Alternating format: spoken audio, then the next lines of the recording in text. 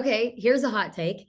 If you were not slightly embarrassed the first time you tried something new, you probably waited too long to start. There, I said it. Like in the tech world, what they say is if you're not a little bit embarrassed of the product that you ship, then you waited too long to ship it.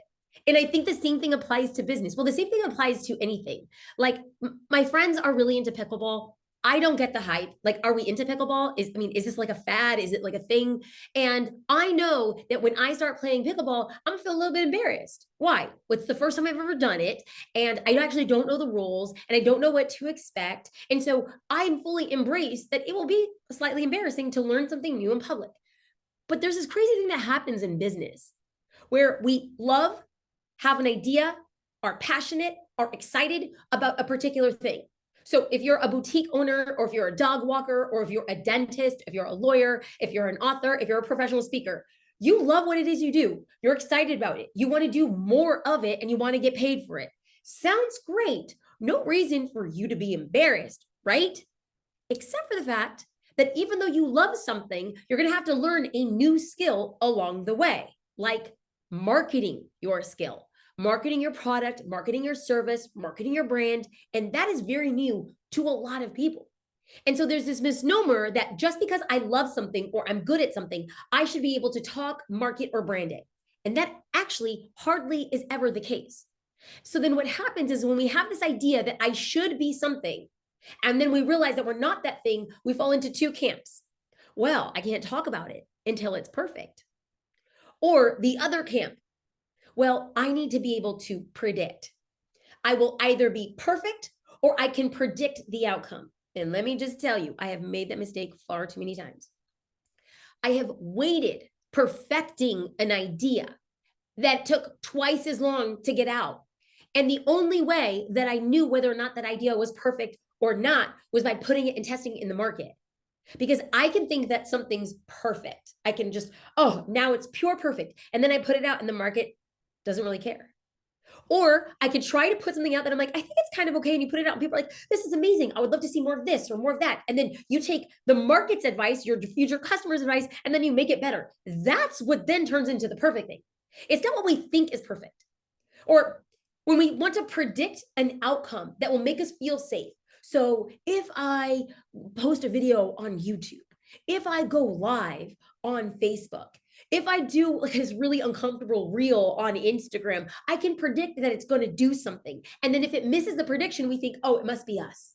I don't want to try again. I will tell you that perfection and prediction are going to lead you down the wrong path. I think that taking action is going to be the best thing that you could ever do. But we have to release ourselves from any sort of expectations. So how do we start releasing ourselves from expectations? I firmly believe that you should try things quickly. Quickly. Try things quickly.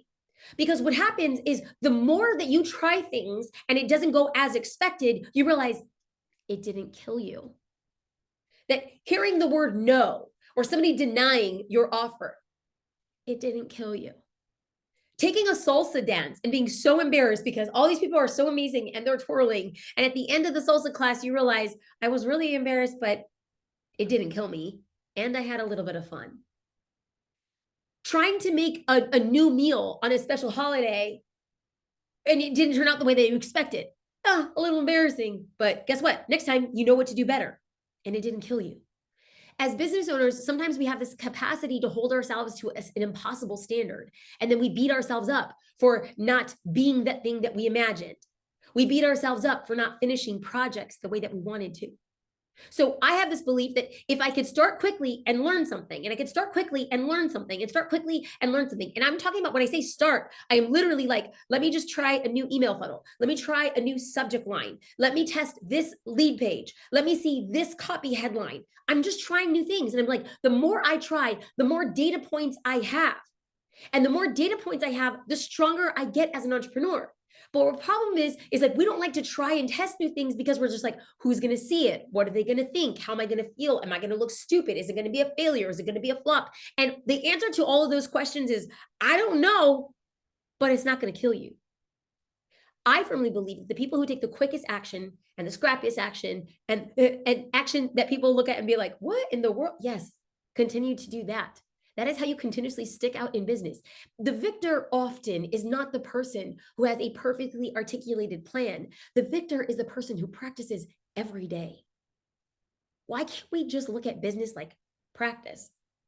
I'm going to practice business today. Right now, I'm feeling a little bit under the weather. I don't feel like practicing business today, but I'm practicing. Why? Because if I decide that I'm not going to practice business today, I don't deserve to hold a trophy over my head in the future. I just don't.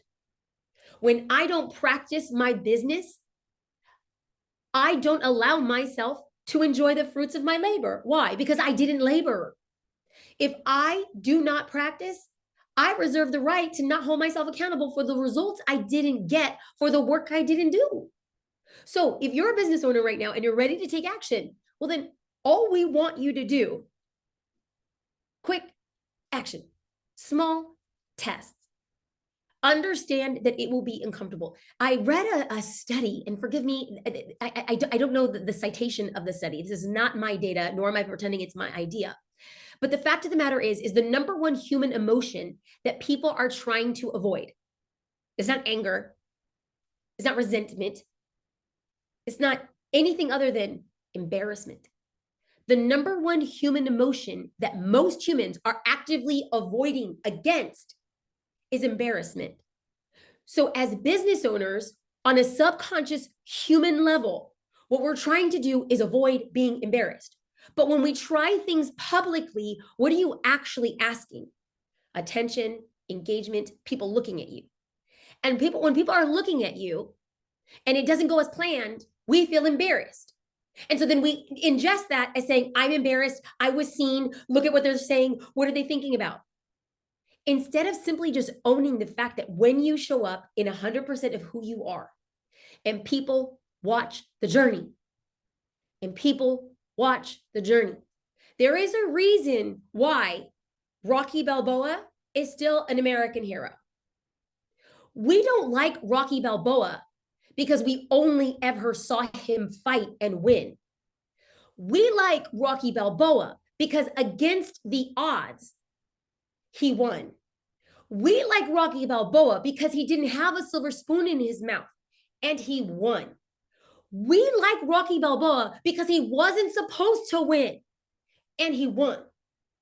So human to human, we like looking at other people who are struggling, who are underfunded, underconnected, undereducated. We like looking at other people and seeing them win because we say it was harder for you and you did it.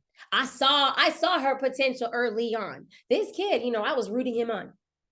They want that for you. So instead of applying a belief or a thought that somebody's looking at you, judging you, saying like, oh, how stupid. There's just as many people who are saying, keep on going, kid. Keep on going. Try it. There are two types of regret. Regret of doing something and regret of not doing something. We as humans, our human emotion, what we want to do is we want to avoid like, oh, I might regret doing that. So I might regret being embarrassed. I might regret putting that out. I might regret that business idea. So I'm not going to do it. But then what we underestimate is the regret of not doing something. How often can you ask yourself, am I going to regret not doing this? What happens if I don't have a data point? What happens if I don't practice? What happens? There's a cost of both. I am just saying, I would rather live with the regret of trying and testing than live with the regret of not trying at all. So that's my invitation to you, friends, today. I was thinking about this and I said, I don't want to show up today. I don't want to practice. But if I don't practice, I refute the right to ever claim victory, hold a trophy over my head, or be the victor. That's just where I'm coming from. I wanted to pop in and I wanted to share this because I actually had this conversation. And the reason I prompted this conversation is because I have a boot camp, jasminestar.com/bootcamp. It's your ultimate revenue boot camp. Thousands of business owners. It's free. I'm coming in because I realized that I had to change my mindset. I had to get a heck of a lot more productive. I had to create the right offer. And then I had to figure out a whole entire launch mechanism to change my life and my business. This required me showing up in new and different ways. And I did it alone. And I thought to myself, can I get a group of people to do a bunch of things together in a free group to challenge us, to practice, be a little bit embarrassed, be unabashed, and just simply say that I'm going to be the future Rocky Balboa? Y'all just don't even know it yet. JasmineStar.com/bootcamp. I would love to see you there. All right. Take care. Have a beautiful day. Bye.